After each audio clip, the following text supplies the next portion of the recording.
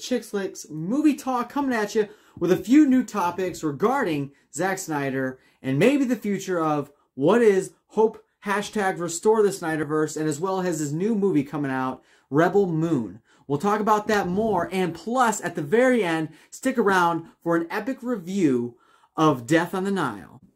Rebel Moon is the next movie he's doing for Netflix. And then he's supposed to be doing a follow-up as well for Army of the Dead.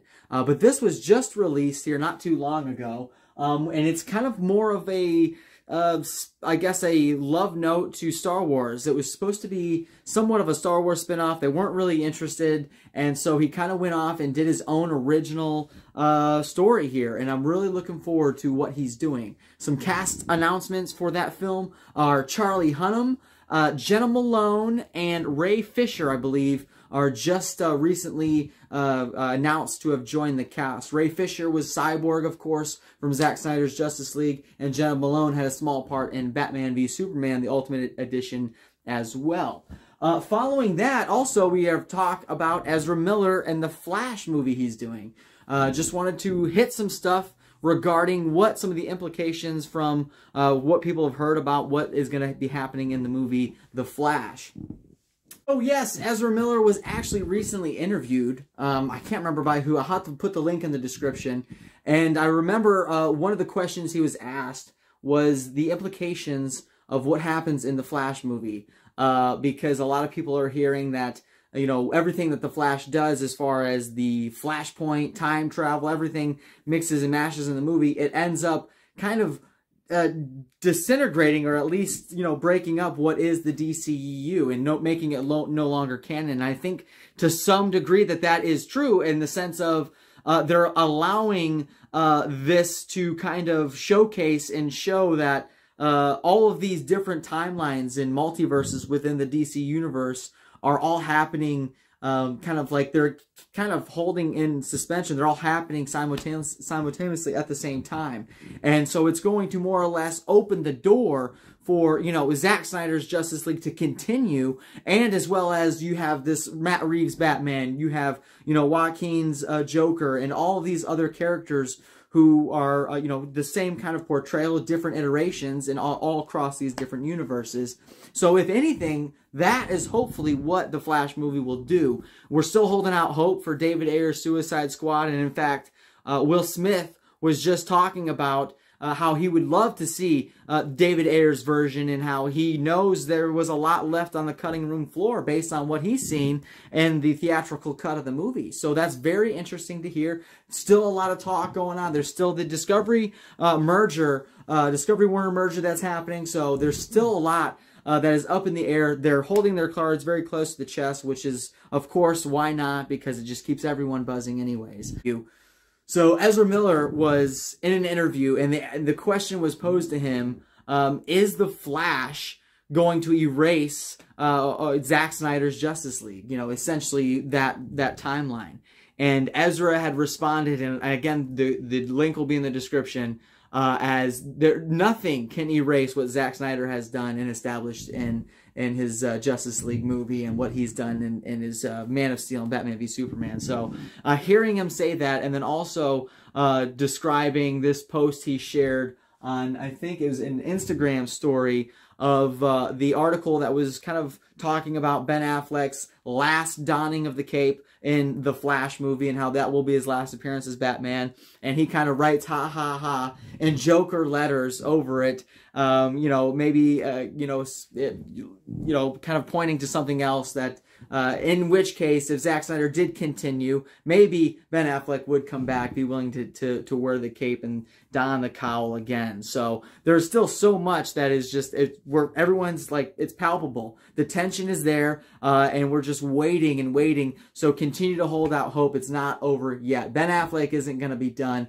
He went on to say that this portrayal, this time he played Batman in The Flash, was the best time he had donning the cowl and playing the character.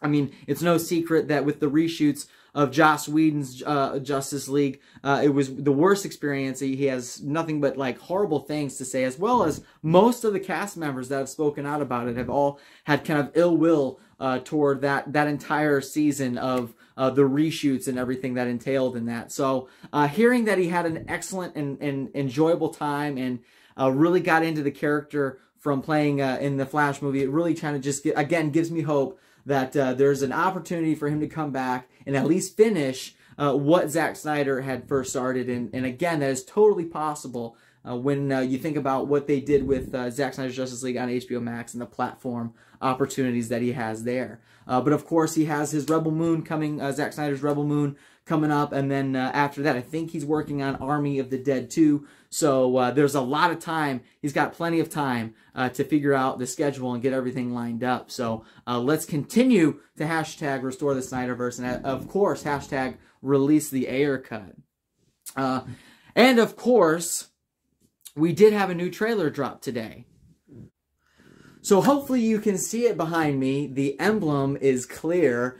It is unmistakable, yet yes, Jurassic World Dominion is coming out later this year. I believe summer, and it is super exciting to see a lot of the original cast members come back. I really enjoyed what they did with Jurassic World and kind of segueing this new kind of rebooted, but at the same time following in the franchise's steps and the story of the original. And here you really get an awesome, like, between the new and then a lot of the old. You got a little taste of Jeff Goldblum in Jurassic World Fallen Kingdom. So seeing Dominion, I was blown away. I think 40 seconds in, I started getting goosebumps. And then 90 seconds in, I was starting to scream. So hopefully you guys can check out the trailer. Link will be in the description below. Check it out. Let me know what you think. Let me know if you're excited for it. If you're an OG Jurassic Park fan, to see them return along with some OGs. And then, of course, lo and behold, we have the death on the Nile. And yes, of course, Epic, huge shout out to Epic because they gave me the opportunity to preview Death on the Nile.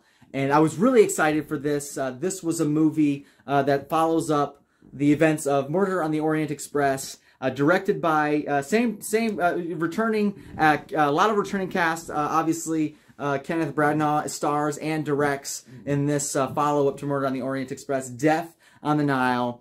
And it was originally slated to come out in 2019, and then, of course, filming issues pushed it back to 2020. Well, everybody knows what happened in 2020, and it was, of course, pushed back and delayed again.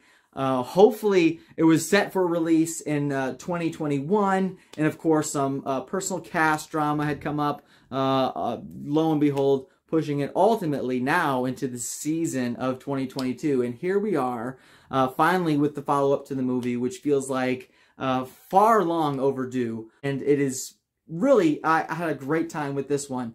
When Kenneth Branagh, he's done, so Kenneth Branagh has, he's a director, he's done movies like Thor, he starred in Wild Wild West. He's somebody that I grew up really watching and not really realizing who he was until later becoming kind of directing some bigger movies that I was a fan of. And seeing him star in this, it's just classic. He's got every little accent. He's so particular in any movie he plays in, but this is really good. Obviously, you have an awesome cast in this one. The acting is just superb, and there's a lot of good little, funny spots in there. But when you talk about just moments when you're having a dialogue between two characters and really not a whole lot else going on, and he's just able to get something out of the other actor and himself, the way he portrays Hercule Poirot is, it's really like memorable. It's lasting. He's almost a character like you want to be able to bring into, an outside circumstance with you. But he nails the role again, and everyone in it is really good. The dynamic of everybody, it plays really well. Actors like Russell Brand, who you kind of see play loose characters or not really so tamed. To see him in a role that is so tamed is just like he does a great job. There's a lot of people that normally in movies they kind of play loose cannons, and in this they're really grounded, and they do a really good job. So Kenneth, the director brought a good team together, and it looked like it was a well put together cast, and all around great dialogue. highly recommend you checking it out if you like movies like Knives Out, or you like good whodunits, kind of like the Clue, you know, mystery, murder. You're definitely get a kick out of this one. So again, huge shout out to Epic, and thanks to them for allowing me to preview this and be able to recommend it to you guys. So definitely hope you get out there. Let me know if you get to watch any of these things. Death on the Nile, which just dropped. And then, of course, the new Jurassic World trailer. Let me know down in the comments if you got to watch that. Let me know what you think, if you're excited for it, if not. And then, of course, hashtag restore the Snyderverse. We're not done ringing that bell. And we hope you stay well, stay blessed, and we'll see you next time.